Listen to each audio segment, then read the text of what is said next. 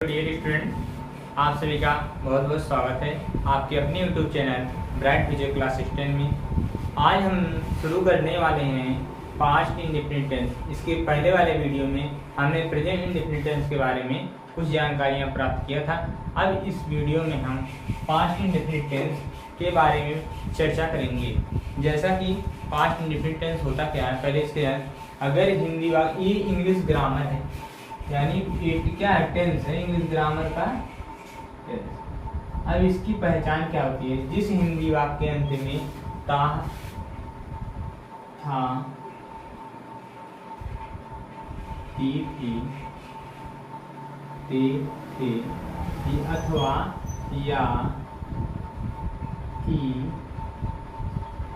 ये, अगर इतने शब्द में से कोई भी एक शब्द अगर वाक्य के अंत में दिया गया हो तो उसे हम कहते हैं पास्ट इंडेफिनिट टेंस। अब जैसे कि राम बाजार जाता था या राम बाजार गया, अंत में क्या आता था या। तो अक्सर हम देखते हैं प्रायः अगर ये क्वेश्चन रहता है तो अंत में ता आता है या तो या आएगा।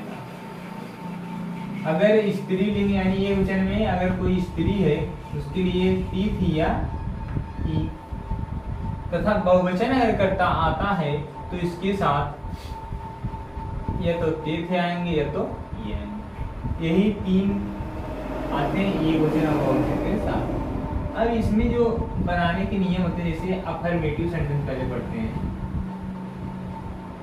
क्या अफर्मेटिव सेंटेंस यानी साधारण वाक्य ऐसा होता है, जैसे हमने अभी एग्जांपल लिया था राम बाजार जाता था या राम बाजार गया। तो इसे राम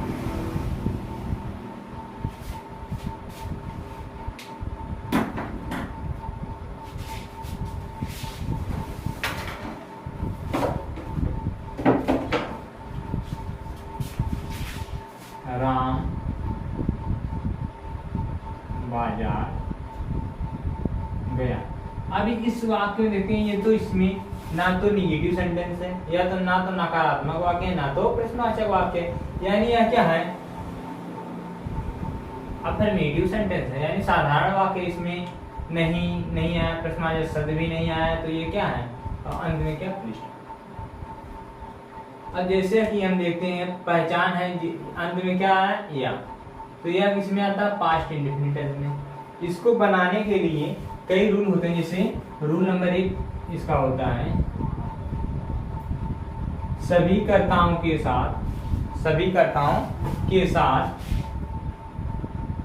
यानी ऑल सब्जेक्ट, क्या ऑल सब्जेक्ट, सभी कर्ताओं के साथ हम मेन वर्ब यानी मुख्य क्रिया का क्या, मेन वर्ब का सेकंड फॉर्म प्रयोग करते हैं। सेकंड फॉर्म क्या करते हैं, प्रयोग करते हैं यानी यूज करते हैं। यानी अगर पास्ट इंडेफिनिट टेंस में अफर्मेटिव सेंटेंस बनाते हैं तो इसे बनाने के लिए हमें कर्ता, मेन वर्ब और ऑब्जेक्ट की जरूरत होती है, यानी आवश्यकता होती है। इसमें हेल्पिंग वर्ब का प्रयोग नहीं किया जाता, हेल्पिंग वर्ब का प्रयोग नहीं किया जाता है। किसमें, पास्ट इंडेफिनिट टेंस के अफर्मेटिव सेंटेंस में हेल्पिंग वर्ब का प्रयोग नहीं किया जाता है, यानी प्रयोग किसका किया जाता है, मेन वर्ब का सेकंड फॉर्म प्रयोग किया जाता है। इससे इस वाक्य को बनाते हैं तो हमें पता है, सबसे पहले हम लिखते हैं कर्ता, यानी क्या हो जाएगा, राम। इसके बाद मुख्य क्रिया लिखते हैं यानी मेन वर्ब लिखते हैं। मेन वर्ब का इसमें बोला गया है क्या, सेकंड फॉर्म, यानी जाना, यहाँ क्रिया क्या है, जाना। अक्सर बच्चे बोल देते हैं कि अगर हमने पूछा मुख्य क्रिया इसमें क्या है तो बताएंगे गया, तो ये गया मुख्य क्रिया नहीं होती। मेन वर्ब जो यानी मुख्य क्रिया होती है, इसके अंत में प्रायः शब्द के अंत में ना, नी आता है। हम देखते हैं प्रायः करके ना आता है, जैसे जाना, खाना, पीना, रोना, उठना, बैठना, सोना, सब में क्या आता है, ना। तो जैसे गया यानी वह क्या, जा रहा है, जा रहा है यानी जाना क्या हुआ, मुख्य क्रिया हुआ। तो मुख्य क्रिया जाना मीनिंग होती है गो, इसका सेकंड फॉर्म होता है गो वेंट गान, यानी विंड क्या होता है, आने और जाने के लिए प्रीपोजिशन टू का प्रयोग करते हैं, इतना सबको पता है। विंड टू मार्केट, ये हो गया इसका ट्रांसलेट हिंदी से इंग्लिश में। अब इसके बाद देखते हैं, अगर हम निगेटिव सेंटेंस, अगर वाक्य में निगेटिव सेंटेंस आया तब क्या करते हैं, तो इसके लिए रूल दूसरा होता है, चेंज होता है इससे रूल। इसमें सहायक क्रिया का प्रयोग किया जाता है। अफर्मेटिव में सहायक क्रिया का प्रयोग नहीं किया जाता है और मुख्य क्रिया का सेकंड फॉर्म प्रयोग किया जाता है। ये बातें हमेशा याद रखनी पड़ेगी आपको। इसके बाद देखते हैं, जैसे हमने बोला क्या, negative sentence,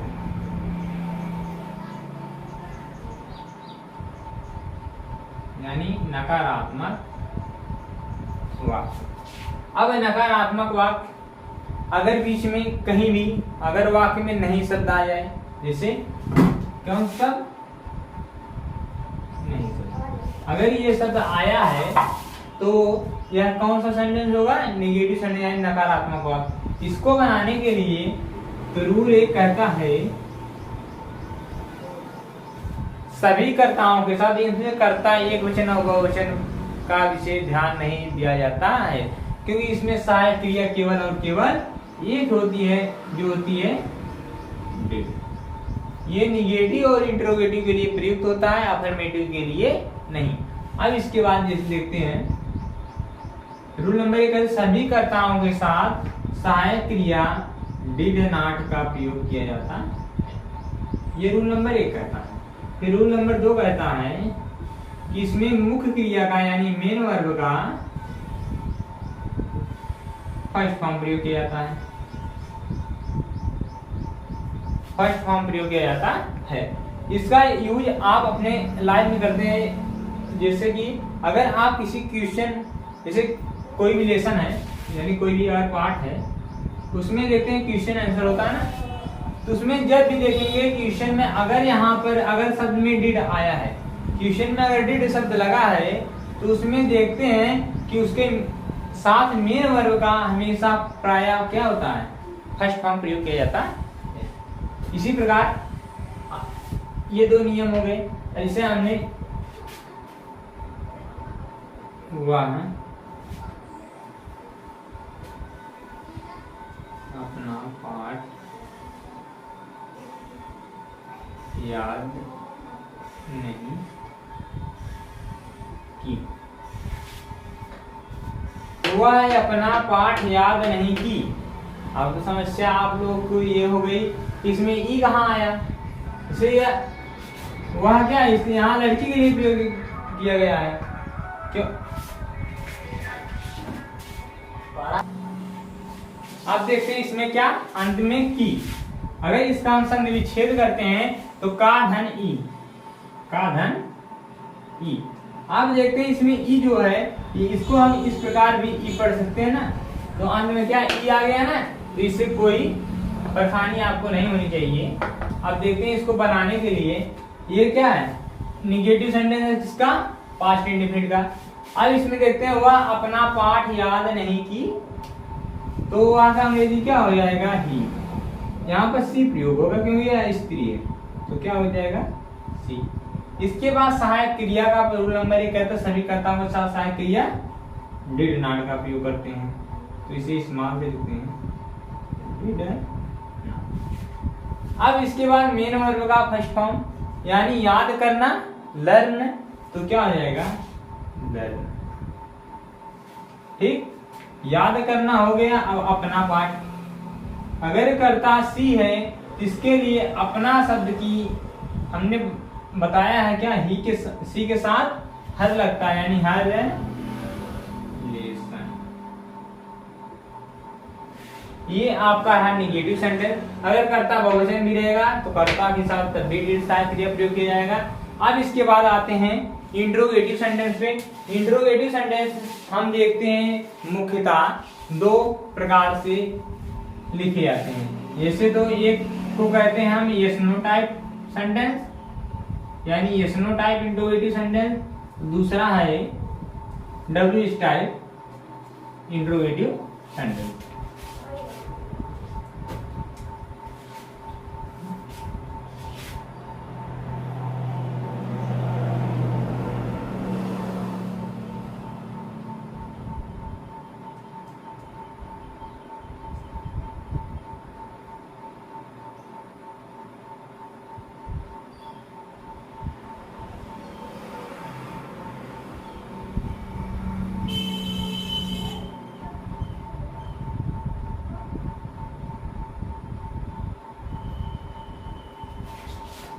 first interrogative sentence होता क्या है, जिससे कि इसमें इसका दो नाम दिया गया है, एक नाम है फर्स्ट इंट्रोगेटिव सेंटेंस और दूसरा यस नो टाइप सेंटेंस। जैसे अगर हमने पूछा क्या तुम बाजार गए, क्या तुम बाजार गए, तो इसका आंसर हम कैसे देंगे, अगर गए रहेंगे तो यस, नहीं तो इसीलिए इसका उत्तर हमेशा हाँ या ना में दिया जाता है, इसलिए इस सेंटेंस को हम क्या कहते हैं, यस नो टाइप सेंटेंस कहते हैं।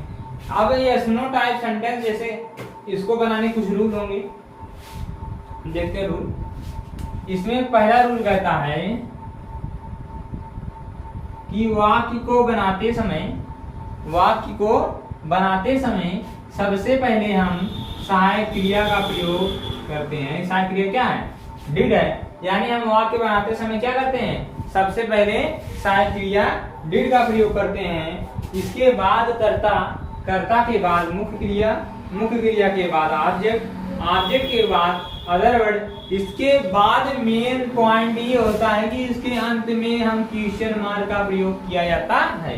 अगर ये नहीं लगाए रहेंगे तो आप पूरा सही बना लेंगे तब भी वो गलत हो जाएगा, क्योंकि जब ये नहीं लगा रहेगा, अगर आप फुल स्टॉप लगा देते हैं यानी ये अफर्मेटिव या नेगेटिव हो जाता है, तो इसके लिए जो आप बनाए हैं यह रूल फॉलो नहीं करता है। इसलिए छोटी छोटी गलतियां जो होती हैं इसको विशेष ध्यान से रखिए, नहीं नंबर पेपर में भी नंबर कटता है, कटेगा, करता रहेगा। इसलिए आप सब इस चिन्ह का विशेष ध्यान रखें। अक्सर बच्चे बोलते हैं ना, जब अगर गलत हम काट देते हैं तो बोलते हैं हमारी कोचिंग में, कहते हैं बस यही तो नहीं लगाए थे। अब देखो कहेंगे एक बिंदी नहीं लिए थे। अब जैसे अगर बिंदी जैसे ई है और आई है, अब यही नहीं लगाया, कहीं ये बिंदी है तो नहीं लगाए थे। अब इसका ये नहीं जाना है, ये अगर बिंदी नहीं लगाए ई पढ़ा जाएगा, बिंदी लगाएंगे तो क्या हो जाएगा, आई पढ़ा जाएगा। इतनी छोटे बिंदु से इतना फर्क पड़ता है तो हम गलत क्यों नहीं काटे। जिसे आपको पता है इसकी मात्रा छोटी ई होती है, इसकी मात्रा ए होती है। अगर कहीं की लिखा रहेगा हम तो आप अगर के ई लिखे हैं उसे हम पढ़ेंगे क्या, के, तो के पढ़ेंगे तो ये पूरा गलत हो जाएगा। इसके बाद रूल नंबर 2 कहता है, रूल नंबर 1 क्या कहता है, सबसे पहले हम कर्ता से पहले सहायक क्रिया का प्रयोग करते हैं। जिससे क्या राम बाजार गया, क्या राम बाजार गया, अंत में क्वेश्चन मार्क का विशेष ध्यान। अब हमने बोला रूल नंबर 1 में कि सबसे पहले हम कर्ता के पहले सहायक क्रिया का प्रयोग करते हैं। अगर वाक्य फर्स्ट इंट्रोगेटिव यानी क्या से अगर शुरुआत हो तो यहाँ क्या हो जाएगा, डिड है। फिर कर्ता राम, मुख्य क्रिया का first form go to market.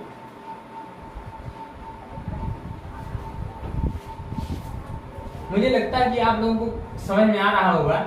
अगर आप अभी तक हमारे चैनल पे नए हैं तो चैनल को सब्सक्राइब करके बेल आइकन का बटन दबा लें और अपने दोस्तों के पास भी ये शेयर कर दें, क्योंकि अभी हम जल्द ही वीडियो बनाना शुरू किए हैं। तो आप सबके सहयोग से हम आगे बढ़ सकते हैं, यानी आप सब एक सब्सक्राइब करके अपने दोस्तों में भी शेयर करें और उनसे भी सब्सक्राइब करने के लिए कहें। अब देखते हैं, जैसे ये फर्स्ट इंट्रोगेटिव हो गया, अब देखते हैं सेकेंड इंट्रोगेटिव सेंटेंस क्या होता है। इसके लिए पहले हम मार्कर में थोड़ा इंक डाल लेते हैं, क्योंकि हमारे मार्कर में जो है ना इंक खत्म हो गया है, चल नहीं रहा सही से। जब चलेगा नहीं तो आपको दिखेगा नहीं।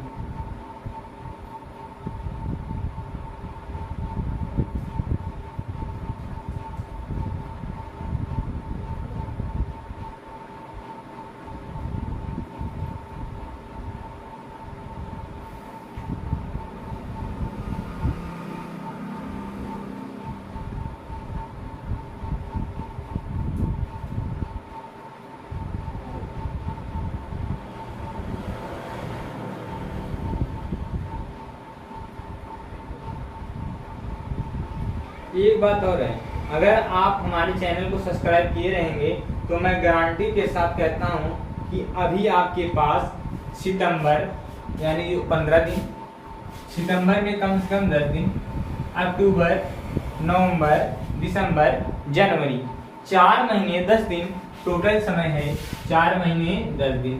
एक मंथ में 30 दिन, 3 × 12, 130 दिन आपके पास है। मैं आशा करता हूँ या मैं आपको विश्वास दिलाता हूँ कि इस 130 दिन में अगर आप हमारे चैनल को सब्सक्राइब किए रहेंगे तो मैं आपको मैथ और इंग्लिश, ये 2 सब्जेक्ट हम पूरा 100 मात्र 100 यानी 100 दिन, क्योंकि बीच में कुछ त्योहार पड़ जाते हैं तो हम क्लास नहीं ले पाते हैं, क्योंकि हमें भी कुछ काम रहता है, हम भी अभी पढ़ रहे हैं, कहीं आने जाने हुआ, तो 100 दिन में हम आपको मैथ का 15 चैप्टर और इंग्लिश ग्रामर, इंग्लिश क्या ग्रामर हम पूरा कंप्लीट कर देंगे मात्र और मात्र 100 दिन में। अगर आप यहाँ पर हमारे चैनल को सब्सक्राइब किए रहेंगे, क्या किए रहेंगे, रेड कलर का बटन अगर आप क्लिक करके घंटी का बटन दबाए रहेंगे, उस पर ऑल में प्रेस कीजिएगा, तो जितना हम वीडियो अपलोड करेंगे तो आप उसका लाभ ले पाएंगे और आपकी पढ़ाई होती रहेगी। हमें पता है कि अक्सर बच्चे इंग्लिश में जो है इंग्लिश ग्रामर में मार खाते हैं, क्योंकि इंग्लिश ग्रामर आपका 35 नंबर हाई स्कूल में रहता है। हाई स्कूल में 35 नंबर ग्रामर से, और अगर आप रीडर नहीं पढ़े हैं तो आप ग्रामर से भी अच्छे से पास हो सकते हैं, यानी 35 ये प्लस 30 नंबर प्रैक्टिकल हो गया 65। 100 में 65% आपको ये रखा गया है। आप सिर्फ ग्रामर से पास हो सकते हैं 65% नंबर से। हम आशा करते हैं अगर आप सब इसी तरह बने रहेंगे तो आपको 85 से प्लस ही आपका मार्क रहेगा। अब आते हैं, चर्चा करते हैं, समय गंवा बिना सेकेंड इंट्रोगेटिव सेंटेंस की तरफ।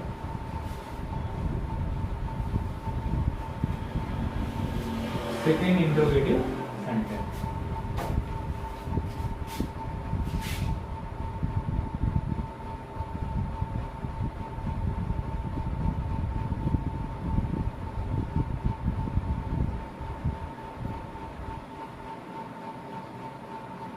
इसका मतलब क्या होता है, अगर वाक्य के बीच में कब, कहाँ, क्यों, कैसे आदि प्रश्नवाचक शब्द क्या हो, वाक्य के क्या हो बीच में आ गए हो। जैसे अभी हमने पढ़ा क्या से शुरुआत होती है तो उसे फर्स्ट इंट्रोगेटिव, अगर यही शब्द क्या होते हैं अगर बीच में आ जाते हैं तो उसे हम सेकेंड इंट्रोगेटिव सेंटेंस कहते हैं। इसको बनाने के लिए सबसे पहले हम करते हैं कि इस प्रश्नवाचक शब्द की यानी इंट्रोगेटिव वर्ड,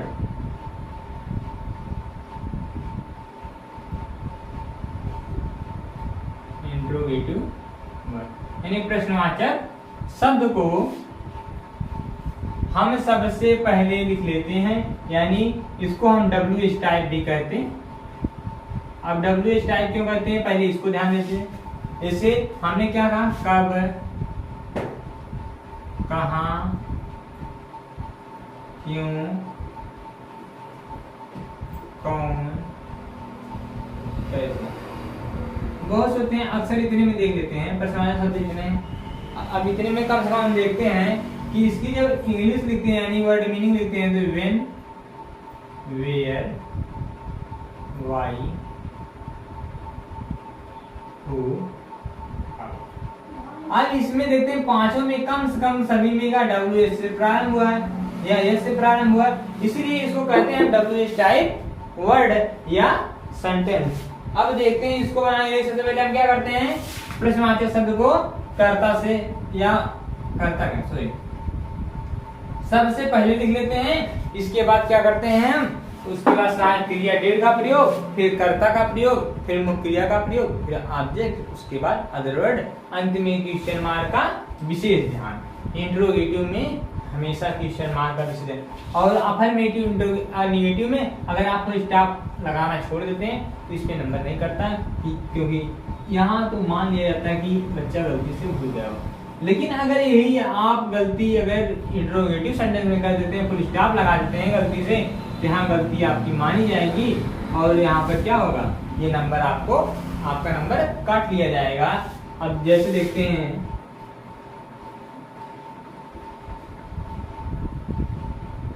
सीताराम के साथ वन क्यों गई।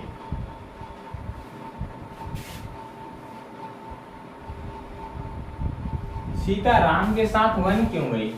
अब ये प्रश्न हो गया, अगर हमसे कोई पूछे सीता राम के साथ वन क्यों गई, तो हम इसका प्रयास करेंगे, इसको विस्तार में बताएंगे कि वनवास मिला था इसलिए गई, 14 वर्ष पता लगा, कोई कहता रावण को मारने के लिए गई। अगर तो इसमें कई प्रश्न बनते हैं, यानी इसलिए इसे यस नो टाइप सेंटेंस नहीं कहा जाता है, क्योंकि इसका उत्तर बनता है।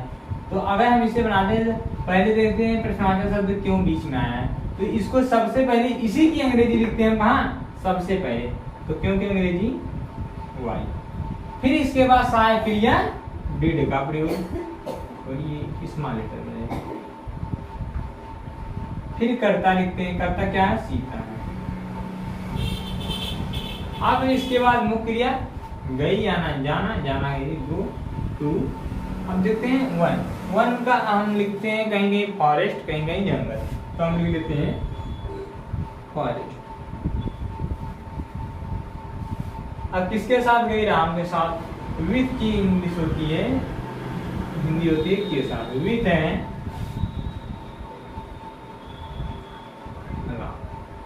क्या, फुल क्वेश्चन मार्क। इस तरह आपका आज पास्ट इंडेफिनिट टेंस समाप्ति हुआ।